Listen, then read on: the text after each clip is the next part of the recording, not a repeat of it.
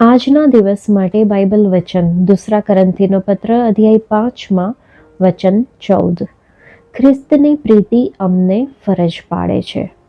Paul કહે છે કે તે ખ્રિસ્તના પ્રેમ દ્વારા વશમાં અને આધીન કરાયા હતા અને જાણે કે સિગરાના સકંજામાં જકડી લેવાયા હતા.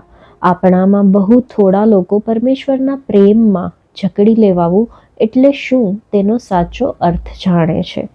ઘણીવાર આપણે આપણા પોતાના અનુભવોના નિયંત્રણમાં રહેવાનું વલણ ધરાવીએ છીએ. જે એક વાત જેણે પાઉલને અન્ય તમામ બાબતોના બહિષ્કારની હદ સુધી પકડી લીધો અને જકડી લીધો તે તો પરમેશ્વરનો પ્રેમ હતો. ખ્રિસ્તની પ્રીતિ અમને ફરજ પાડે છે.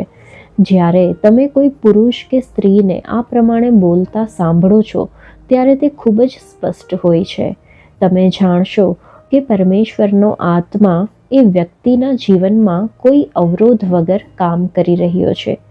જ્યારે આપણે પરમેશ્વરના આત્મા દ્વારા નવો જન્મ પામીએ છીએ ત્યારે આપણી સાક્ષી ફક્ત એક જ વાત પર આધાર રાખે છે કે પરમેશ્વરે આપણા માટે શું કર્યું અને તે યોગ્ય પણ છે.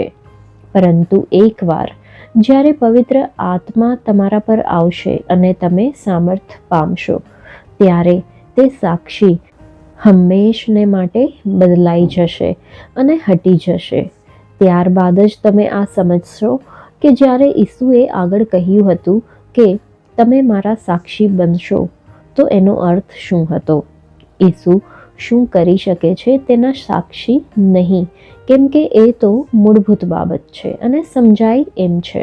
પરંતુ મારા સાક્ષી થશો ત્યારે પ્રશંસા થાય કે આરોપ મૂકવામાં આવે, સતાવણી થાય કે ઇનામ મળે, આપણે એવી રીતે સ્વીકાર કરીશું કે જાણે જે કંઈ પણ થાય છે તે તેને થાય છે તેની સાથે થાય છે. આ જ એકમાત્ર મહત્વપૂર્ણ વાત છે કે કોઈ પણ વ્યક્તિ જેને ઈસુ ખ્રિસ્તના ગૌરવના સામર્થ્ય દ્વારા ફરજ નથી પડાતી તે આ પ્રકારે સ્થિર રહીને સામનો કરી શકે નહીં.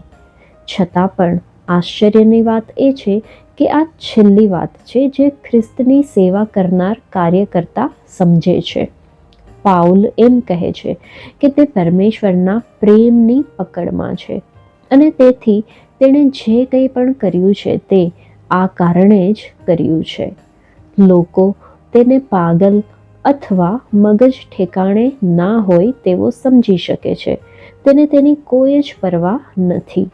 તે ફક્ત એક જ વાત માટે જીવે છે અને તે તો એ કે લોકોને પરમેશ્વર તરફથી આવનાર ન્યાય અંગે સમજાવે અને તેમને ખ્રિસ્તના પ્રેમ વિશે જણાવે.